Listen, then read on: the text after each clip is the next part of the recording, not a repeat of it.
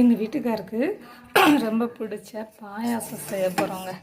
இப்போ ஜவ்வரிசி வெந்துருச்சு. இப்போ நம்ம என்ன செய்ய போகிறோம்னா சேமியாவை போட போகிறோம். சரிங்களா? நான் என் வீட்டுக்காருக்கு இனிப்புனா உயிர், கேட்டுக்கிட்டே இருக்காரு. சரி இன்றைக்கி செஞ்சு கொடுத்துருவோம் அப்படின்னு சொல்லிட்டு ஜவ்வரிசி வேக போட்டிருந்தேன். இப்போ பாருங்கள், சேமியாவையும் போட்டாச்சு. நல்லா வேகட்டும். சும்மா கம்மியாக தாங்க செய்கிறோம். சரி கொஞ்ச நேரம் வேகட்டும். நெய் விட்டு கிஸ்மிஸ் முந்திரியை வறுத்து எடுத்துக்கிடுவாங்க.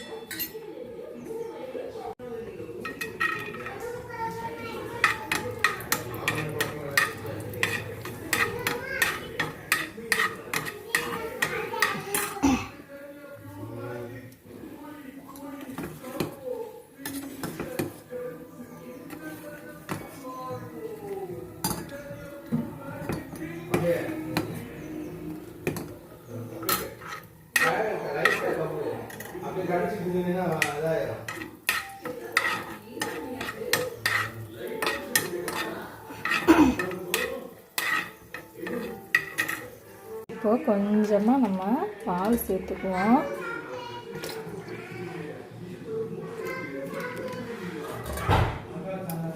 பாருங்க, பாயாசம்.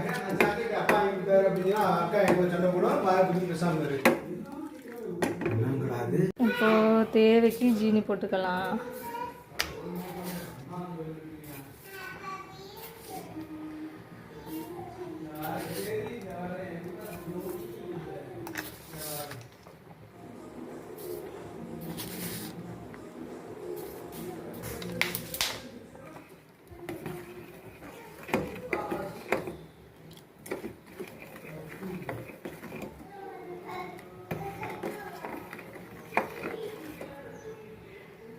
பாயாசம் ரெடி ஆகிட்டு இருக்கு. ரொம்ப நாள் ஆச்சுங்க பாயாசம் வச்சு. என் வீட்டுக்காருக்காக ஸ்பெஷல்.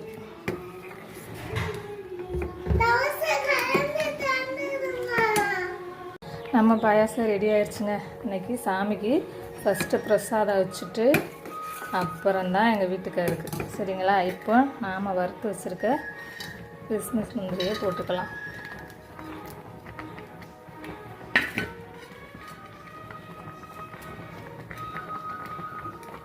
பாருங்க, பாயாசம் ரெடி.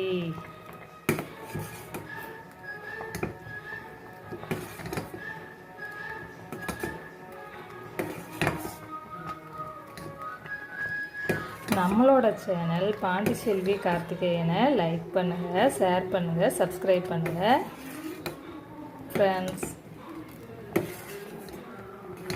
பாருங்கள், நம்மளோட பாயாசம் ரெடி ஆயிடுச்சு. சூப்பராக நம்ம பால் ஊற்றி சேமியா ஜவ்வரிசி போட்டு கிஸ்மிஸ் முந்திரிலாம் போட்டு சூப்பராக செஞ்சாச்சு. பாருங்க, இப்போ ஃபைனலாக கொஞ்சமாக தேங்காய் பூ லைட்டாக போட்டுக்குவோம். நல்லா டேஸ்ட்டாக இருக்கும். நம்ம இப்போவே சாப்பிட்ருவோம். அதனால் தேங்காய் பூ லைட்டாக போட்டுக்குவோம். சூப்பராக இருக்கும்.